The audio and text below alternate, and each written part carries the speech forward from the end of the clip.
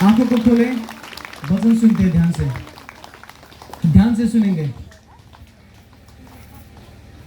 वचन सुनाने से पहले मैं आपको एक दर्शन बताता हूँ। पिछले बुधवार को वहाँ पे रूपंदेही में हम जब आराधना कर रहे थे और वहाँ बैठ के मैं आराधना कर रहा था, प्रार्थना कर रहा था वहाँ के लोगों के साथ। तो वहाँ से मैं दर्शन देख रहा था इस जगह को, और लोग यहाँ पे बैठे थे और लोग ऐसे आराधना कर रहे थे बैठ के, और उनके ऊपर स्वर्गदूत था ऐसे उड़ रहा था। सुन रहे हैं? वहां से मैं प्रार्थना कर रहा था, दर्शन में मैं ये जगह देख रहा था और लोग यहाँ पे खड़े होके आराधना कर रहे थे और उनके सिर के ऊपर ऐसे स्वर्गदूत घूम रहे थे, उड़ रहे थे। समझ रहे हैं? इसका मतलब क्या होता है पता है? स्वर्गदूत आपको, जो भी लोग यीशु मसीह को जानते हैं, प्रेम करते हैं, उनको भजन करने के लिए यहाँ पे आते हैं, स्वर्गदूत उन्हें संभाले रखता है, सुरक्षा देता है। नरक की कोई शक्तियां उनको नहीं हराएगी।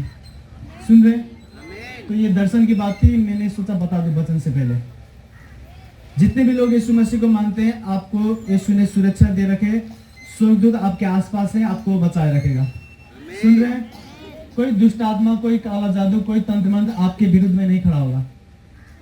सब ताली बजाएंगे यीशु मसीह के लिए। ध्यान से सुनना है आपको प्रचार। अरे दाढ़ी जुना काट रहा है, ध्यान से सुने। यीशु मसीह ने बताया मुझे आज बलिदान के बारे में उनको बता। ध्यान से सुना।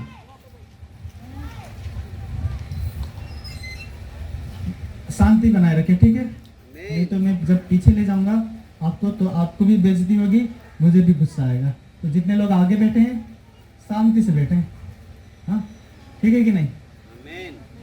नहीं तो ऐसे बेइज्जती हो जाएगी आपकी, क्यों मुझे उठा के भीड़ में पीछे कर दिया। शांत से बैठे। आगे जितने लोग बैठते हैं अच्छे से बैठना है आपको, नहीं तो आपको पीछे बैठना है। जितने लोग शांति नहीं बना सकते उनको पीछे बैठना है, आगे नहीं। और मैं जानता हूँ जितने लोग प्यासे होते हैं अंदर से, वो आगे आके बैठते हैं। तो आगे आके बैठे हैं तो अच्छे से भी बैठे हैं। ध्यान से सुनना। बलिदान के बारे में यीशु मसीह ने सिखाने के लिए बोला है। उसने कहा कि मेरे बलिदान के बारे में उनको सिखा। बलिदान का मतलब त्याग करना होता है। मेरे साथ बोले, बलिदान का मतलब त्याग करना होता है। अब सुनना ध्यान से। त्याग करना मतलब, बाइबल में लिखा है यीशु मसीह परमेश्वर का एकलौता बेटा है। यीशु मसीह स्वर्ग में बैठा था और पिता ने कहा कि धरती के लोग, सब लोग पाप कर रहे हैं, और वो सब लोग जब मर जाएंगे ना, उनके पाप के कारण से उनको मैं स्वर्ग लेके नहीं आ पाऊंगा, वो नरक में जाएंगे। क्योंकि बाइबल में लिखा है स्वर्ग एक पवित्र जगह है। पवित्र जगह पे पापी लोग नहीं जा सकते। जब हम मर जाएंगे तो स्वर्ग पवित्र जगह है। आजकल देखो, सब लोग चाहे हत्या करो, चाहे कुछ भी गलत करो, उनको लगता है कि हम स्वर्ग जाएंगे। ऐसा नहीं होता। हर पापी को यीशु मसीह बोलता है, पहले मैं बलिदान के बारे में सिखाता हूँ, फिर वो सब सिखाऊंगा आपको। तो खुदा ने कहा, स्वर्ग को छोड़ के मेरे बेटा तू धरती पे जा, और धरती पे जाके लोगों को बता मेरे बारे में। उनको बता कि ये पाप है, ये पवित्रता है, और जितने लोग पाप करेंगे, पाप में ही मरेंगे, तो वो नरक जाएंगे। लेकिन जितने लोग तेरे ऊपर विश्वास करेंगे, तू अपने लहू से, अपने खून से उनको धोएगा, अपने खून से उनके रोगों को भी धोएगा, पापों को भी धोएगा, और मरने के बाद उनको मैं स्वर्ग लेके आ पाऊंगा। अब ध्यान से सुना। बलिदान यीशु मसीह शुरू से कर रहे हैं। स्वर्ग को छोड़ के कौन आएगा? बाइबल पढ़ेंगे आप तो बाइबल में ना, देखो कितने लोग स्वर्ग के दर्शन, कितने लोगों ने स्वर्ग के दर्शन पाया है, और उनको मैं जानता भी हूँ।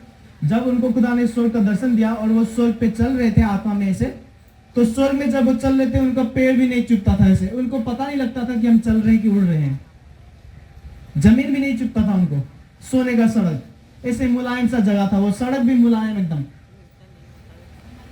ना गर्मी था ना ठंडी था, चारी ओर उजाला था, रोशनी था चारी ओर, और बहुत सुंदर नजारा था।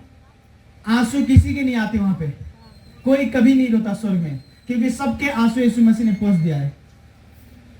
अब यीशु मसीह उस जगह पे बैठता है, और खुदा ने बोला, पिता परमेश्वर, सबसे बड़ा परमेश्वर, यीशु मसीह का भी पिता, उसने कहा कि मेरे बेटे तू धरती पे जा, बलिदान दे। स्वर्ग को छोड़ के आना बलिदान है। बाइबल में लिखा है यीशु मसीह ने बलिदान देना शुरू किया, वो स्वर्ग को छोड़ के धरती पे आए एक इंसान के रूप में। और मैंने आपको कई बार ये बता चुका हूं मैं कि यीशु मसीह जब जन्म लेते हैं तो वो गोठ में लेते हैं, चरनी में, जहाँ पे गाय बंधा होता है, तबेले में। सब चीज छोड़ के, अपना सारा महिमा, सारा शक्ति को छोड़ के जब वो धरती पे आए, बाइबल में लिखा वो पवित्र होकर जीवन बिताते थे, रोगी को ठीक करते थे, मुर्दा जिलाते थे, कोड़ियों को ऐसे छू देते थे, कोड़ी शुद्ध हो जाता था। फिर बाइबल में लिखा है यीशु मसीह को उस वक्त के बड़े बड़े जो लोग होते हैं, उस वक्त के नेता, मंत्री, राजा, वो लोग चिढ़ जाते हैं, बोलते हैं हमसे फेमस हो गया ये, हम राजा है लेकिन हमारी कोई इज्जत नहीं करता, अब सब यीशु मसीह की कर रहे हैं इज्जत, क्योंकि वो रोगियों को ठीक कर रहा है, संदेश देता है, गरीब को खिलाता है। तो यीशु मसीह को वो क्रूस में टांगने के लिए झूठा इल्जाम लगाते हैं। ध्यान से सुनना, बाइबल में लिखा है यीशु मसीह को क्रूस में लटकाने से पहले उनके पीठ में 39 कोड़े मारे गए।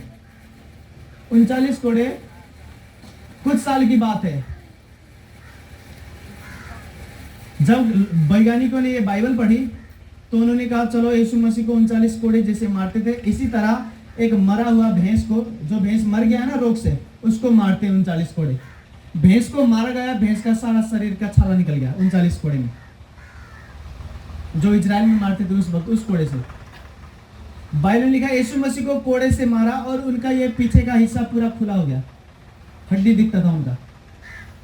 और बाइबल में लिखा जो लोग भी यीशु मसीह के ऊपर विश्वास करते हैं, यीशु मसीह के कोड़े खाने से वो ठीक होते हैं।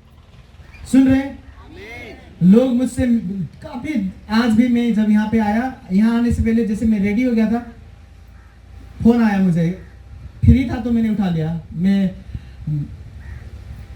प्रार्थना करके खत्म हो गया, रेडी भी हो गया, मेरा कुत्ता है उसको खाना नहीं दे दिया, मैं थोड़ी देर में निकलने वाला था।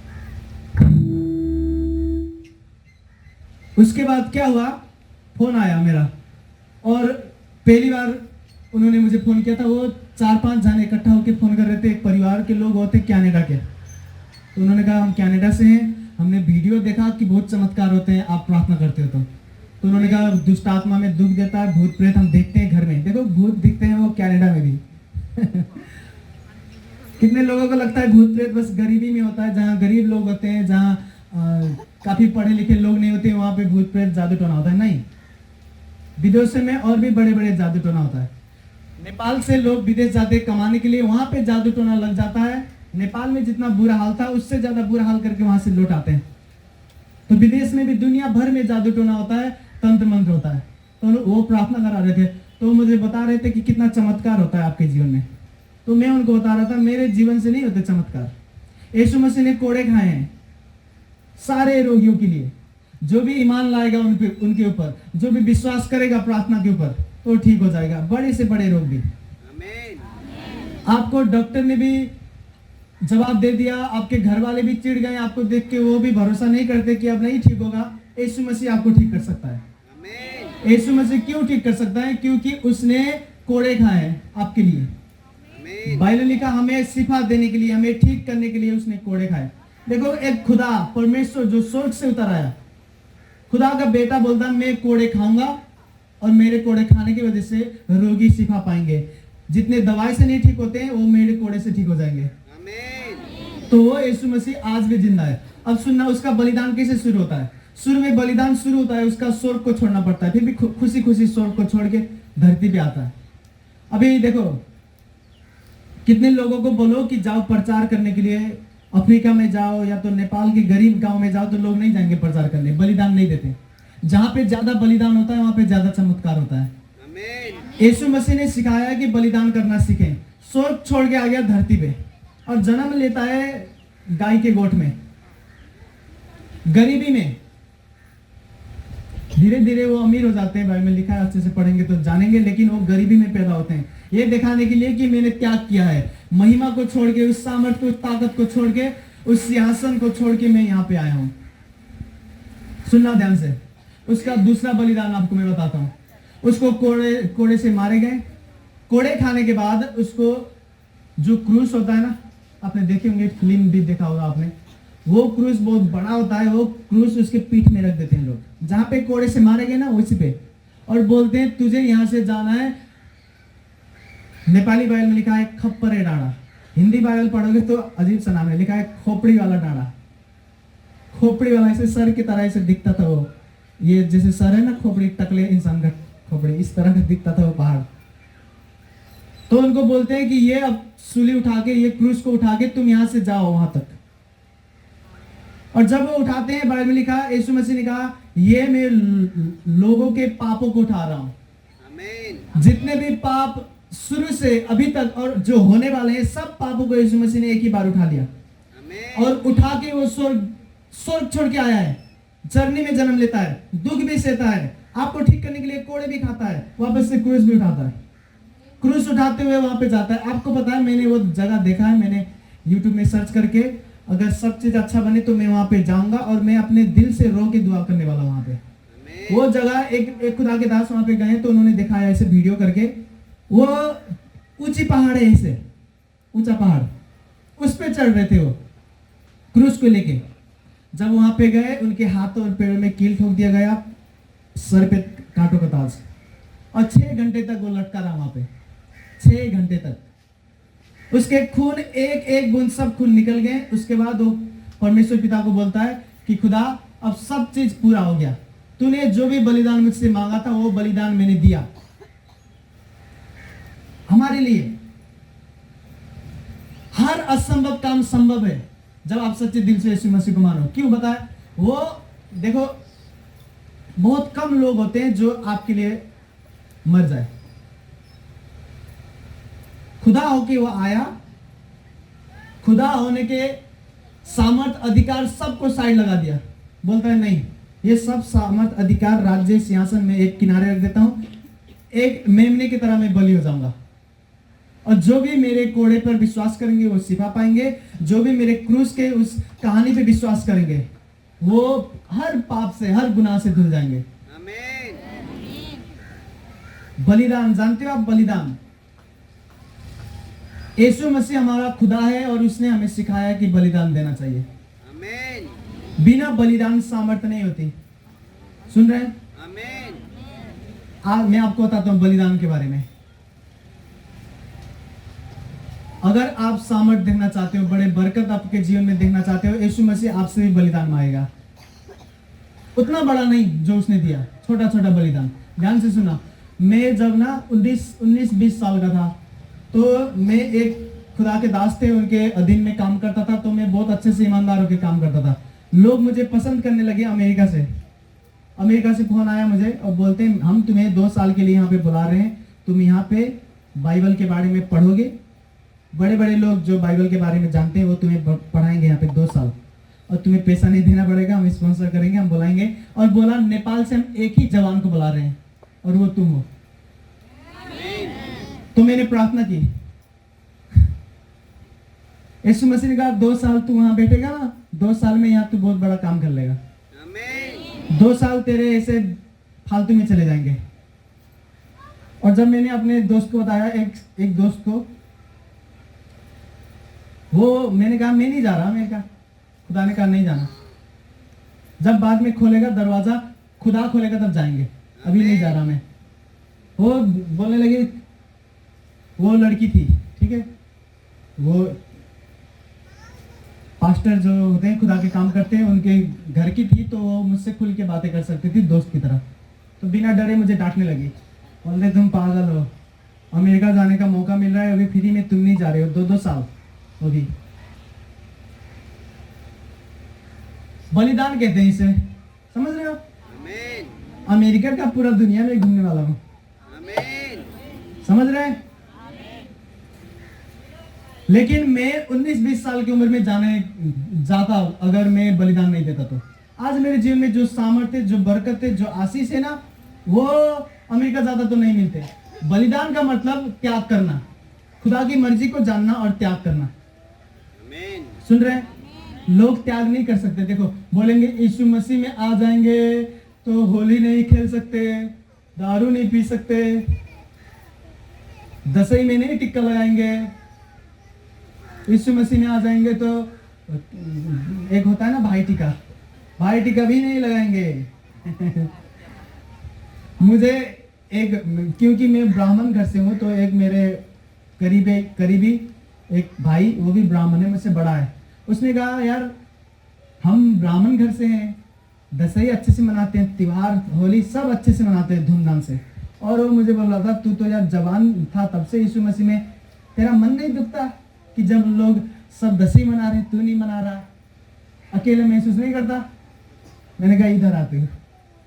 मैंने कहा जब मैं प्रार्थना करता हूँ लंगड़े चलते हैं, दशहरी से कई गुना ज्यादा खुशी है वो। ऐसे यहाँ से लेके सब सड़ जाते हैं उसके शरीर, उसके लिए यीशु मसीह के नाम से दुआ करते हैं, वो जीवन नया पाता है। होली से कई गुना अच्छा है ये। हम हर हफ्ते त्योहार मनाते हैं, समझ रहे हैं? हमारे लिए त्योहार क्या है? कोई मर रहा था बीमारी में दुष्ट आत्मा से, उसके दुष्ट आत्मा निकाल दिया। ये होली दशहरी त्योहार कुछ भी नहीं है। सुन रहे हैं? यीशु मसीह आपसे और हमसे बलिदान चाहता है, त्याग चाहता है। और जैसे जैसे यीशु मसीह ने बलिदान दिया, बाइबल में लिखा, देखे पहले शैतान का राज्य था धरती पे।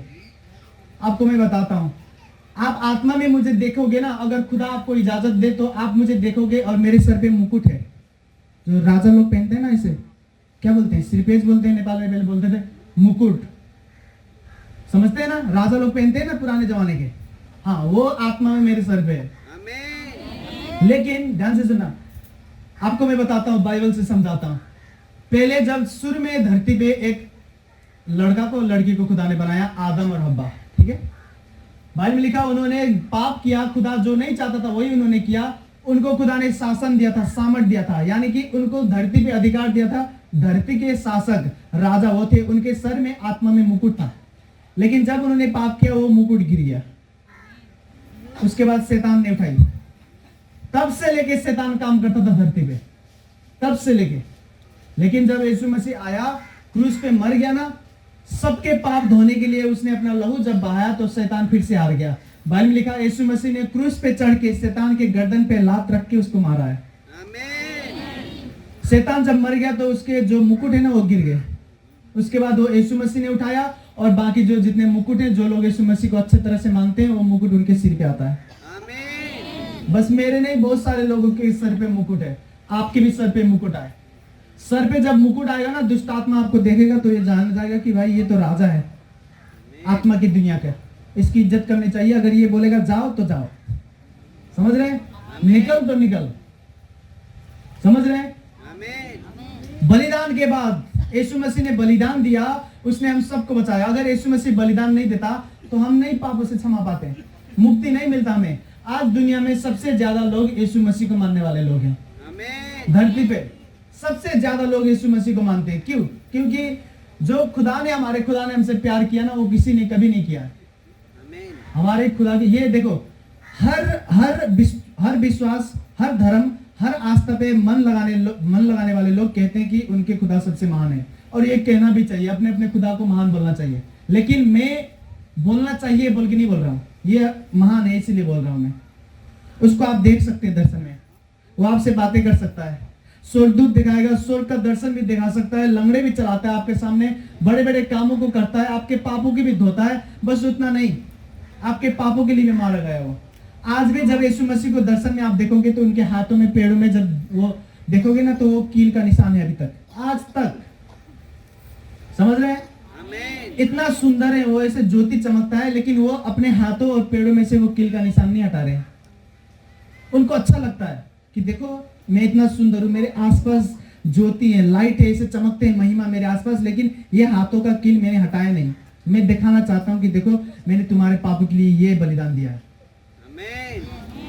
आपके जीवन के लिए सबसे अच्छा हाइलाइट्स जो होते हैं ना, वो बलिदान में से जो बलिदान देते हैं ना, उनको खुदा आपके बलिदान को हमेशा याद रखेगा वो। समझ रहे? तो खुदा यीशु मसीह में नहीं आ सकते लोग अगर बलिदान नहीं देंगे तो। लेकिन उतना बड़ा भी बलिदान नहीं देना पड़ेगा, छोटे छोटे जो यीशु मसीह ने दिया वो कुछ भी नहीं है जो हम देते हैं वो। समझ रहे? यीशु मसीह खुदा होते हुए भी आए और बलिदान दिया।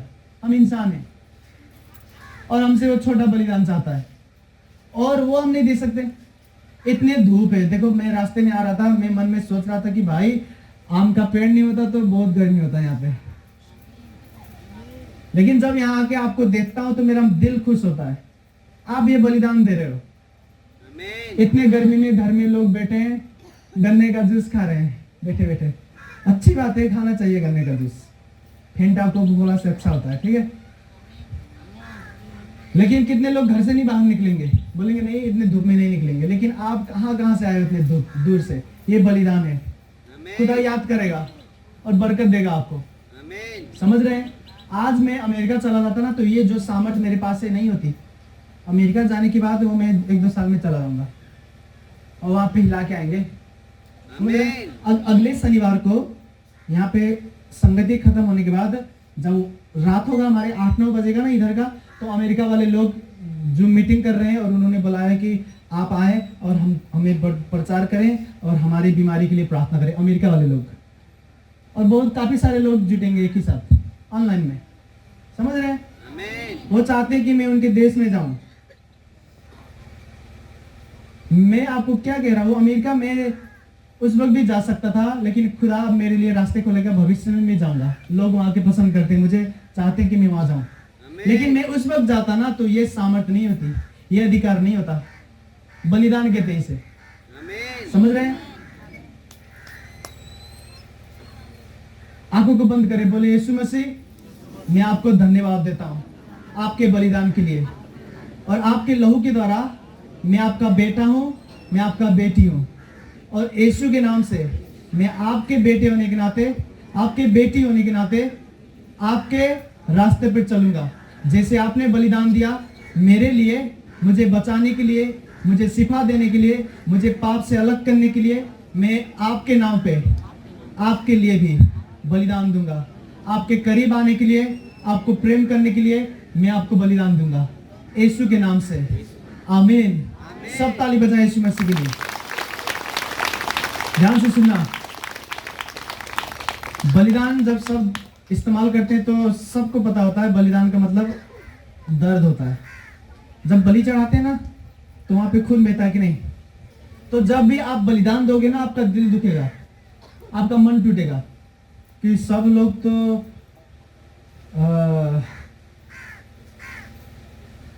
दसई मना रहे हैं, हम नहीं मनाते दसई। आपको शुरू में लगेगा ये क्या हो रहा है मेरे साथ। लेकिन जब बलिदान आप देते जाओगे ना, यीशु मसीह आपको बरकत देगा, ऊंचा करेगा। मैं नहीं मजाक कर रहा हूँ, सच में। मुझे जितना बुरा लगता था ना, उनके नजर में मैं क्या हो गया था पता है? उनके नजर में मैं दूसरे देश का सैनिक होता है ना, जैसे पाकिस्तान वाले सैनिक और इंडिया वाले सैनिक एक दूसरे से कम बात करते हैं। क्यों? क्योंकि इधर का राज उधर, उधर का राज इधर हो जाएगा। समझ रहे हैं? तो उनको लगता था मैं दूसरे मुल्क का एक वो क्या बोलते हैं आतंकवादी हूँ। मुझे नहीं बोलेंगे, बातें नहीं करते थे, दूर दूर दूर दूर रहते थे, क्योंकि मैं दसई नहीं मना रहा हूँ, ये नहीं कर रहा हूँ, वो नहीं कर रहा हूँ। बाद में मेरे रोग भी ठीक हो गए, खुदा ने मुझे बरकत देना शुरू किया, सब चीज बदल दिया उसने। यीशु मसीह भी जब स्वर्ग से आया होगा, उसे भी लग रहा होगा कि यार कौन है ये जो मुझे कोड़े मार रहे हैं, इनको मैंने बनाया। पाप से भर गए, मुझे नहीं पहचान रहे। उनका भी दिल टूटा। एक बार बाइबल में लिखा है, वो जब रो रहे थे, एक बगीचा है वहां पे, बाइबल में लिखा है गेतसेमनी का बगीचा। वहां पे जाके यीशु मसीह रोते हैं और रोते हुए बोलते हैं, खुदा अपने पिता को बोलते हैं, पिता हो सके ना तो ये कष्ट आप दूर कर दो मेरे जीवन से, मुझसे सहा नहीं जा रहा है। क्यों सहा नहीं जा रहा है? क्योंकि ये लोग होते कौन है मुझे दुख देने वाले? मैं स्वर्ग से उतरा हूं, आपका बेटा हूं, एकलौता बेटा।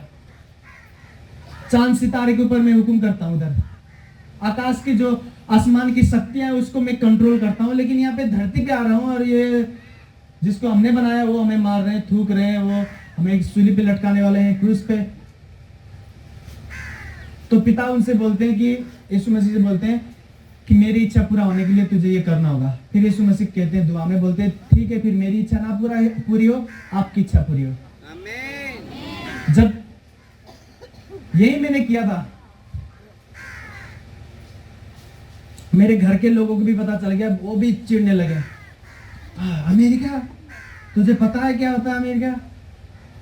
चले जा, आखिर तू उसको पढ़ना बाइबल ही यहाँ बैठ के, वहां बैठ के पढ़, तुझसे अच्छे अच्छे लोग ये सिखाएंगे तुझे।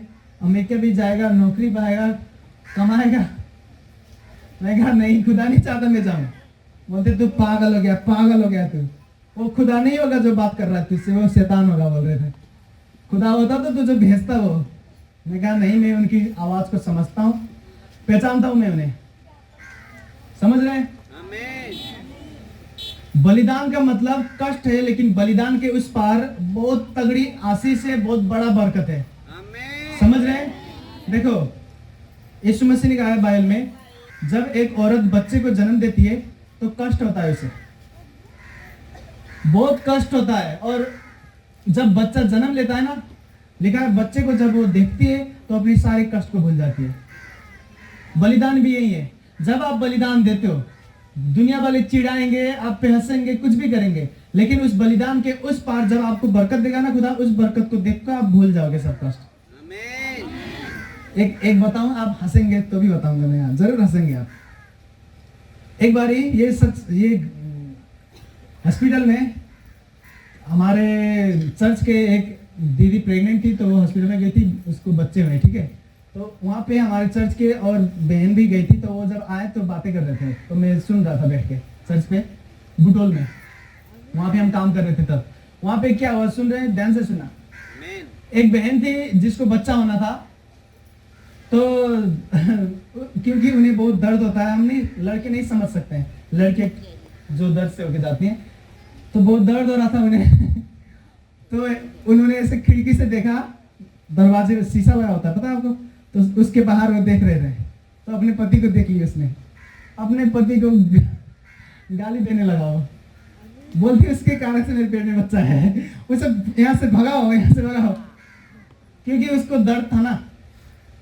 और जब बच्चा हुआ, बच्चा होने के बाद बच्चे को देखते खुश हो गए, बोलते हैं वहां पठाओ ना मित्रा, बोलते हैं उनको भेजो ना अंदर। डॉक्टर को बोलते, नर्स को बोलते मेरे पति को अंदर भेज दो, रोते हुए खुशी के मारे। समझ रहे हो? जो कष्ट एक बहन सहती है बच्चा जन्म देते वक्त, बच्चे होने के बाद वो सारे कष्ट भूल जाती है, उस बच्चे को खिलाते हुए, दूध पिलाते हुए। और डॉक्टर भी बहुत बुद्धिमान है, बच्चा होते हैं उनको सीने में रख देते हैं ऐसे दिल के करीब, उसके बाद सारे कष्ट भूल जाएंगे। समझ रहे हैं? जो भी बलिदान खुदा आपसे मांग रहा है, लोग चिढ़ा रहे होंगे, हंस रहे होंगे, कुछ नहीं होता। उस बलिदान के उस पार जब खुदा बरकत को जन्म देगा ना, आपके दिल पे लगाएगा वो उस बरकत को, और उस बरकत को देख के आप भूल जाओगे सारे कष्ट, कि कभी उसने चिढ़ाया था, कभी उसने बेइज्जती की थी, कभी उसने ये कहा था, भूल जाएंगे सब कुछ। समझ रहे हैं? और ये आपका भविष्य है। और याद रखना, बिना बलिदान बड़े बरकत नहीं आते। यीशु मसीह, बाइबल में लिखा है, यीशु मसीह देखो इतना शक्तिशाली खुदा। यीशु मसीह का एक दोस्त था, लाजर उसका नाम है, ठीक है। वो मर गया और मर के भी 4 दिन हो गया उसको दफनाया हुआ। यीशु मसीह आते हैं शान से ऐसे और पूछते हैं कहाँ है मेरा दोस्त, तुमने कहाँ दफनाया? और सारे लोग समझते हैं कि वो देखना चाहते हैं जहां पे दफनाया, वो देखना चाहते हैं जगह, और जाके रोना चाहते हैं वहां पे। यीशु मसीह वहां पे गए, रोए जरूर, लिखा है यीशु मसीह रोने लगे, उनका आंस गिरा, और सामर्थ से भर के बोलते हैं, ये जो पत्थर है ना कब्र पे, कब्र के ऊपर का ये पत्थर हटा दो। कौन इंसान कह सकता है ऐसा? कब्र का पत्थर जब हटाया जाता है, यीशु मसीह आवाज देते हैं लाजर को, 4 दिन का मुर्दा। लोग बोलते थे कब्र का पत्थर क्यों हटा रहे हो स्वामी, बदबू देने लगा है उसका शरीर। यीशु मसीह बोलते नहीं, कोई नहीं, इसका कब्र का पत्थर हटा दो। कब्र का पत्थर हटा के खुदा की ओर देखते हैं, स्वर्ग में बोलते हैं जो भी मैं मांगता हूं आप देते हैं। और उसके बाद नीचे देख के लाजर को आवाज लगाते हैं, बोलते हैं लाजर बाहर आ। लाजर, आपको पता है खुदा क्या करता है हमारा? लाजर चलते हुए बाहर आता है ऐसे। समझ रहे हैं? इतना सामर्थ्य खुदा, उसको बलिदान देने की क्या जरूरत था? 4 दिन का सड़ा हुआ मुर्दा जिंदा कर रहा था वो। एक बार हाथ लगा देता था तो लंगड़े चलते थे। जो हम चमत्कार करते हैं ना, वो यीशु मसीह जो करता था उसका 0.5% करते हैं हम। लोग मुझको कहां से फोन करते हैं कि भाई क्या कर रहे हो आप, ये ऐसे चमत्कार हो रहे इतनी उम्र में। यीशु मसीह हमारे खुदा जो करता था ना, उसके सामने हमारे चमत्कार कुछ भी नहीं है जो हम कर रहे हैं उसके नाम से। इतने बड़े चमत्कार करता था, फिर भी उसको बलिदान देने की क्या जरूरत थी? वो लोगों को बोल सकता था कि पापों से मन फिराओ, पाप छोड़ दो, मैं खुदा की ओर से आया हूँ, विश्वास नहीं है तो मुर्दा लेके आओ, मैं जिला दूंगा, अंधे को लेके आओ, आंखें दूंगा, कोड़ियों को ठीक करूंगा, बच्चे नहीं होते बच्चे हो जाएंगे, मुर्दों को जिला दूंगा, भूत को निकालूंगा, जो भी चमत्कार करना है सब कर दूंगा मैं। चमत्कार करते हुए भी वो बलिदान देता है, क्योंकि उसे पता है अगर मैं बलिदान नहीं दूंगा ना तो ये चमत्कार लंबे समय नहीं टिकेंगे। अगर मैं बलिदान नहीं दूंगा ना तो अधूरा हो जाएगा काम सब। समझ रहे हैं? मेरी बात सुनना ध्यान से। सब खुदा चमत्कार करते हैं। यीशु मसीह खुदाओं का खुदा क्यों है? क्योंकि चमत्कार करने के बाद बलिदान दिया उसने। कोई नहीं मरा। देखो देखो, क्योंकि मैं ब्राह्मण घर से हूं, मुझे बहुत पता है। मैं किसी धर्म को नीचा नहीं दिखा रहा हूं, किसी को ऊंचा नहीं दिखा रहा हूं, लेकिन मुझे बहुत हद तक पता है। मुझे हिंदू धर्म के बारे में पढ़ते रहता था मैं, मेरे घर के लोग ही मानते थे। जब राम आए ना, राम वो भी प्रभु हैं, राम बोलते हैं मैं पापी को मारने के लिए आया हूं, रावण को मारूंगा, है कि नहीं? यीशु मसीह खुदाओं का भी खुदा है। क्यों? क्योंकि उसने बोला मैं पापियों को नहीं मारूंगा, मारूंगा तो सब मर जाएंगे, सब पापी हैं। उसने बोला मैं पापियों के लिए मर जाऊंगा, और जो पापी मेरे ऊपर विश्वास करे अपने खून से उसको धो के स्वर्ग ले जाऊंगा। इसीलिए वो खुदाओं का खुदा है। कृष्ण भी आते हैं। कृष्ण देखो, राम भी खुदा है, कृष्ण भी खुदा है। कृष्ण भी जब आते हैं, वो भी उनके मामा होते हैं कंस, पता नहीं क्या नाम है, कंस, अंश, कंस, ऐसे कुछ। हाँ, वो भी उन्हें मारना चाहते हैं क्योंकि वो दुष्ट होता है, बहुत पापी होता है। यीशु मसीह भी मारना चाहते तो वो मुझे भी मार देते भाई, क्योंकि हम बहुत पापी हैं। धरती पे हम सब पापी हैं। पहले जब खुदा आते थे, खुदा जितने भी खुदा धरती पे आए हैं वो पापियों को मारने के लिए आए हैं। लेकिन हमारे खुदा यीशु मसीह को हम क्यों प्रेम करते हैं? और मुझे दुनिया की कितनी भी दौलत आप दे दो, मैं नहीं छोड़ सकता यीशु मसीह को, क्योंकि वो चाहता तो मुझे मार सकता था जैसे दूसरे खुदा मारते थे, लेकिन वो बचाने के लिए आया मुझे। उसने कहा मैं पापियों को बचाने के लिए आया हूँ, उनके लिए मैं मरूंगा, उनको मारूंगा नहीं, उनके लिए मैं मरूंगा, और जो मुझ पर विश्वास करेंगे अपने लहू से उन्हें धूंगा। इसीलिए राम भी खुदा है, कृष्ण भी खुदा है, लेकिन मेरा यीशु मसीह खुदाओं का खुदा है। सब ताली बजाएंगे यीशु मसीह के लिए। इसीलिए मैं एक हिंदू धर्म का लड़का, ब्राह्मण घर का, जिसका बहुत इज्जत है अभी तक, यीशु मसीह में आया हूँ। क्यों? क्योंकि मुझे खुदा नहीं, मुझे खुदाओं का खुदा चाहिए था। समझ रहे हैं? बाकी चिढ़ाने वाले लोग चिढ़ाते रहते हैं, कोई नहीं, हमें बरकत मिल रही है, खुदा हमें जानता है, मरने के बाद भी स्वर्ग जाएंगे, यहाँ पर भी खुदा बरकत दे रहा है, इससे ज्यादा क्या चाहिए? समझ रहे हैं? ये बलिदान है यीशु मसीह का। आपसे भी बलिदान चाहेगा छोटा मोटा, आप भी दे देंगे बलिदान, तो आपके जीवन में भी सामर्थ रहेगी, बरकत रहेगी, और वो परमानेंटली रहेंगी। मतलब कभी मिटा नहीं जाएगा, वो हमेशा के लिए रहेंगे, कोई नहीं छीन पाएगा वो। समझ रहे हैं?